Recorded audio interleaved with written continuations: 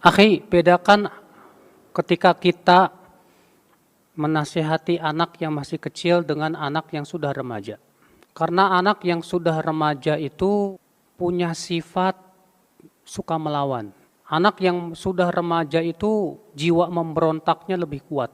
Dan itu juga semuanya kita pernah merasakan waktu remaja, Pak.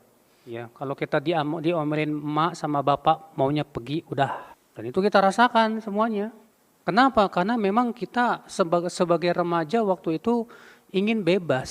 Kita ingin bebas mengekspresikan keinginan kita tanpa kita menimbang baik ataupun buruk.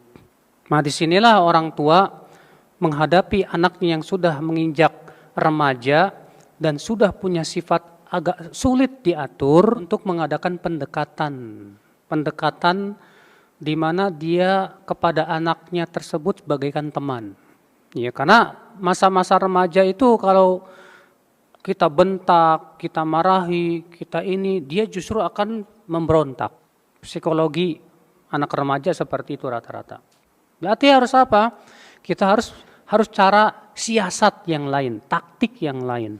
Ya, terkadang ketika kita dengan kekerasan tidak ada manfaatnya, ternyata mudaratnya jauh lebih besar, maka kita coba adakan bikin cara yang sifatnya pendekatan. Pendekatan yang saat dia lagi asyik dan yang lagi ini kita sama dia berbicara, mengajak berpikir dan yang lainnya. Itu bisa lebih diterima oleh dia daripada kitanya seakan-akan diktator gitu. Mengatur dan yang lainnya dia tidak akan terima. Bahkan cenderung dia akan melawan nantinya.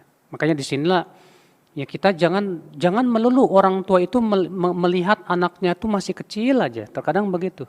Ini sebuah kesalahan ketika kita memandang anak kita masih kecil aja. Padahal umurnya sudah mulai remaja, Pak. Makanya sebagian orang tua ada yang mengeluh, kenapa kok anak saya semakin besar kok semakin melawan? Iya memang begitu. Maka kita harus sadari, oh anak saya sekarang sudah mulai remaja. Saya dulu juga sama seperti dia. Berarti apa yang dibutuhkan si anak ini?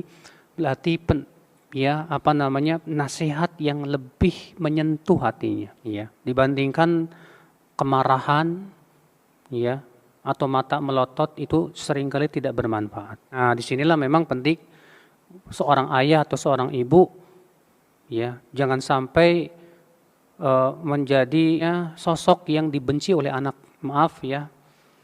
Ketika kitanya tangan besi dan sementara anak itu sudah SMP atau SMA, dia akan menjadi benci sama bapak atau sama ibunya yang tangan besi seperti itu.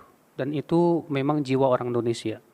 Maka dari itulah kewajiban kita adalah ya kita mengadakan pendekatan baik-baik, ya. Kita bawa jalan-jalan kemana, ajak kita bertukar pikiran.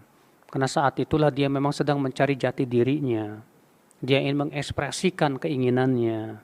Nah, disitulah kita bimbing dia sedikit demi sedikit. Ya. Memang penting sekali, ya, terutama dia juga sedang mencari jati dirinya. Masalahnya dia masih labil banget. Ya, Allahu a'lam.